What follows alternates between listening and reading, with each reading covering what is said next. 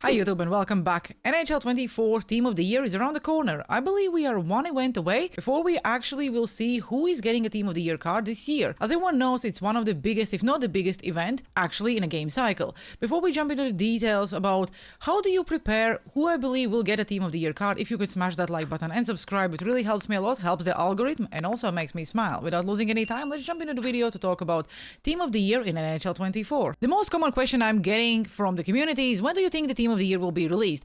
I think it will be January 5th, because next Friday we'll see a new event, probably World Juniors or Winter National. It will be a 2-week event, and after that it will be Team of the Year. Last year it was a 2-week event where 6 men's and 6 female players received Team of the Year card. They will probably start with the men's Team of the Year because that's when everyone will start ripping packs, and those are the cards everyone will go after first.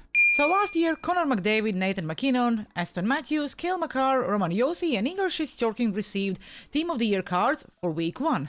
For the Week 2, Marie-Philippe Poulin, Amanda Kessel, Taylor Hazy, Hirikoski, Peisova and Desbiens received the female Team of the Year cards in Week 2. If we think that EA will not have a position lock for this event as well, then we probably will see 3 forwards, 2 defensemen and 1 goalkeeper. Again, it's not confirmed will it be a 2-week event, but hopefully it will be, because last year females Team of the Year cards were super cheap and I actually enjoyed few of them. Not all of them were great, but some of them were really good. Before we start a conversation about how much it will cost you to make a Team of the Year card, let's quickly talk about who I believe will receive Team of the Year cards in Week 1 if it's a 2-week event. So, 3 forwards, 2 defensemen and 1 goalie. I think Ullmark is locked because he was incredible. I also think that Quinn Hughes and Erik Karlsson will receive a Team of the Year cards. I know a lot of people still think it could be Makar, but I just think that giving Makar a Team of the Year card again would be quite like meh. At least in my opinion, I would love to see Karlsson and Quinn Hughes receiving a Team of the Year cards. For the forwards, Connor McDavid is 100% locked. Again, he's a center position, but he also can play on the wing, and everyone will probably play on him on the wing. I still think that Tkachuk or Hughes could also receive Team of the Year cards. For the right-handed forward, tricky. I don't really know. Probably Nathan MacKinnon could be one of them again. Again, we don't really have a lot of Nathan MacKinnon's cards at the moment. If you look at the actual auction house and see who gets the card. Karlsson don't really have any cards except Team of the Week. Same about Nathan MacKinnon. So those are the cards I believe may actually receive Team of the Year cards for Week 1. For Week 2, if we talk about the female players, then probably Hillary Knight, Marie-Philippe Poulin, and maybe even Kendall Coyne-Schofield. But again, I don't really think that Kendall Coyne-Schofield will receive. So Taylor Hazy is another card. 100% should receive a Team of the Year card because she was a first-round pick in the first actual women's draft. There's really not a lot of cards you can talk about for the females defensemen, so it could be Maya, it could also be Hirikoski, or it could be Megan Keller. About the goalkeepers, last year it was Desbiens, but I think this year it will be the USA goalkeeper, Arjen Frankel. This is one of the most expensive events EA could actually release, so everyone is starting to prepare for Team of the Year very early. So, last year, let's say if you want to make Connor McDavid, you needed to make 40 Team of the Year collectibles. 186 overall card would give you 1 collectible. That's how pricey it is. With the current prices in the auction house, you can see that you barely can get any 86 overall cards for 28k. I'm assuming when the event will drop, then the price will go down, so I'm expecting 1 collectible to be around 25k.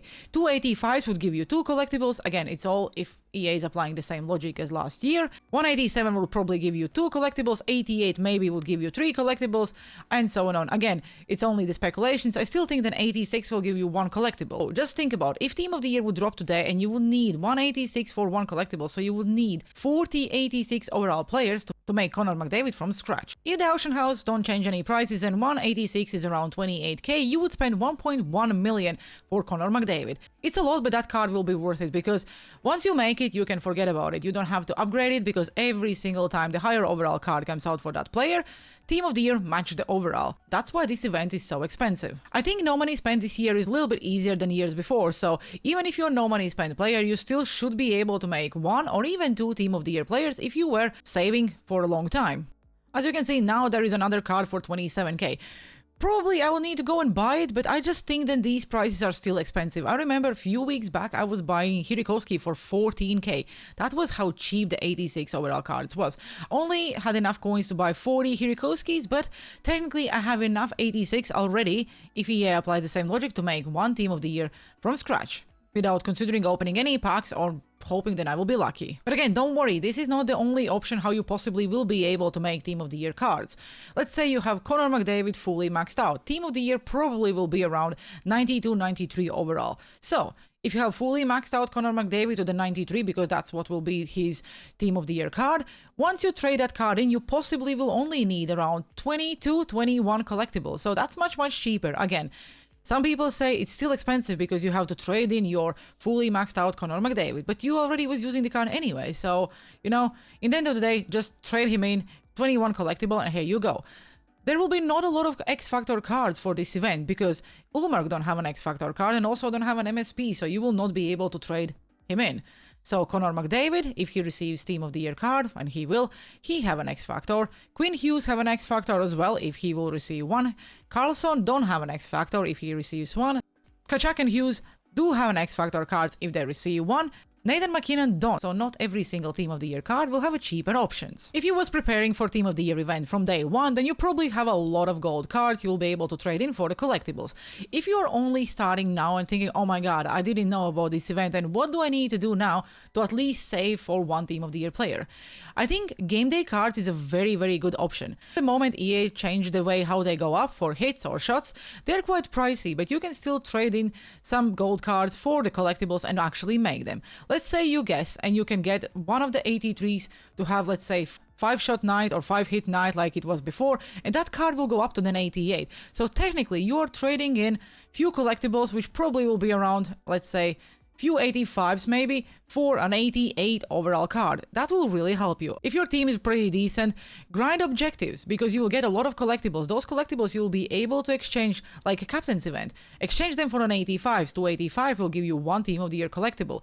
There is a lot out there where you can just grind for lower overall players and just keep them. Same about if you're pulling an 86 overall card.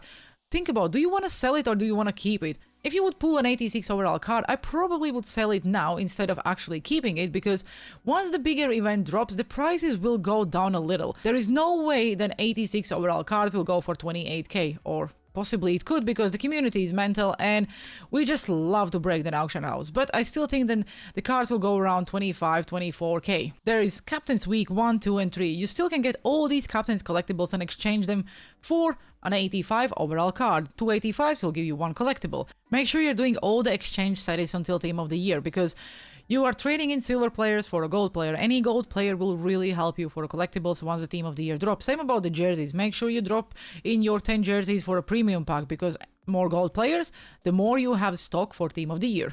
There's a lot of things people don't pay attention, like I'm constantly exchanging my customizations, my team items, my players, because these are the things I don't use every day, but they give me enough packs to get enough gold players. If you have, let's say, Tkachuk or Hughes, X-Factors, and you are not using them, I would not fully max them out yet, because you don't know if they are actually receiving a Team of the Year card. If yes, then you always have them in your collection. That's why still go and make those X-Factor choice packs, because you never know who you can get on those packs. And the last thing I would suggest you guys, Rush is a very good way of getting a lot of gold cards, a lot of cards people really don't pay attention. Every single card you get in Rush is a help for Team of the Year. I know, I hate the fact that we have to get prepared for Team of the Year, because while you're preparing, while you're saving, you're really missing out on a lot of other events. The last thing I want to mention, if next event will be World Juniors, then we probably will have an option where we have to pick up the card and they will go up in the overall if they receive a bronze, silver or gold. This is a perfect event which will help you to get some of the cards maybe for cheaper value, so the World Juniors will end before Team of the Year event will drop. So let's say you're picking a lot of Team Canada players and Canada win gold, or I think actually it will be USA this time, but you never know.